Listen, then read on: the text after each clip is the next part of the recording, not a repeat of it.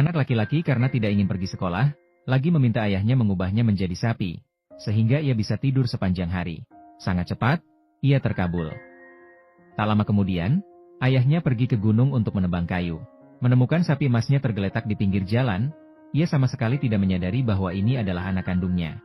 Ia juga tidak berpikir panjang, memukul bokong sapi beberapa kali, mendesaknya untuk segera pulang ke rumah.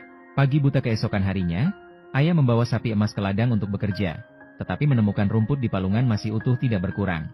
Sapi emas sambil memanggil ibu, sambil menangis meminta ingin pulang untuk tidur lagi, sementara anak kandung lainnya sedang bersiap-siap pergi sekolah.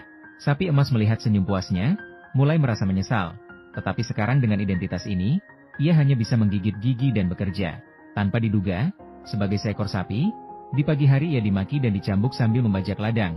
Di siang hari menarik kayu dengan berat ke pasar, dan di sore hari harus menggunakan uang dari penjualan kayu untuk membeli barang bawa pulang. Seharian bekerja keras membuat kaki anak itu lemas, terjatuh tersungkur, dan seluruh muatan barang berhamburan. Untung ayahnya tidak terluka. Sayangnya semua usaha seharian menjadi sia-sia. Malam hari, anak sapi kuning ingin kembali ke kamar lama, tetapi ditarik kembali oleh ayahnya ke kandang. Anak laki-laki itu diam-diam masuk ke gubuk jerami, saat melihat ibunya membawa sekoci makanan dan menuangkannya ke palungan. Anak itu terisak tanpa henti, lalu terjatuh ke tanah sambil menangis. Anak itu menyalahkan ibunya. Mengapa ia tidak mengenali anak kandungnya sendiri? Ayah yang tidak tahu apa-apa hanya bergumam. Jika sapi kuning terus seperti ini, maka harus dijual saja. Pagi hari berikutnya, anak laki-laki itu diusir ke ladang untuk membajak sawah. Karena ia masih tidak mau makan, ia cepat ambruk ke tanah. Ayah itu memaki dan mencambuk istrinya. Hati ini sakit tak tertahankan, anak sapi kuning besar yang ia pelihara sejak kecil datang untuk menghalangi. Jangan pukul lagi, khawatir bahwa sapi emas bisa sakit. Ayah segera berlari untuk memeriksa setelah mendengar. Dia berpikir harus segera menjual sapi emas.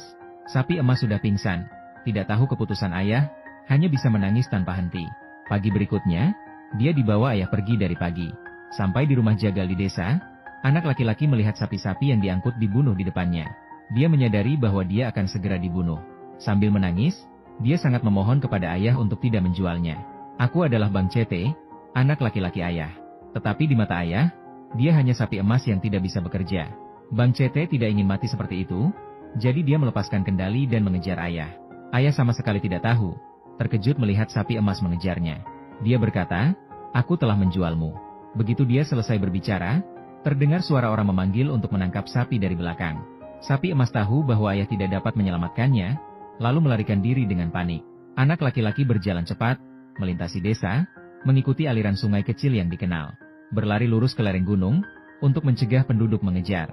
Anak itu terjatuh di dekat pohon besar di pinggir jalan untuk menghindari jalan. Dalam momen kekacauan, dia berbaring istirahat di tempat yang biasa dia mainkan saat kecil.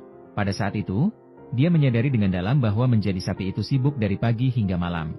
Jika tidak bisa bekerja lagi, akan dibawa ke rumah jagal.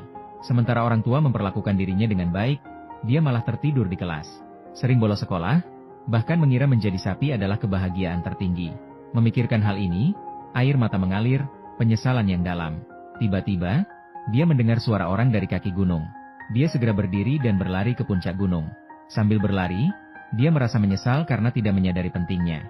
Dia memohon kepada Tuhan untuk memberinya satu kesempatan. Namun pada akhirnya, dia tidak punya jalan lagi untuk melarikan diri. Sebuah jurang dalam yang tidak bisa dilalui menghadang di depan. Penduduk di belakang memegang tongkat dan tali mengelilingi.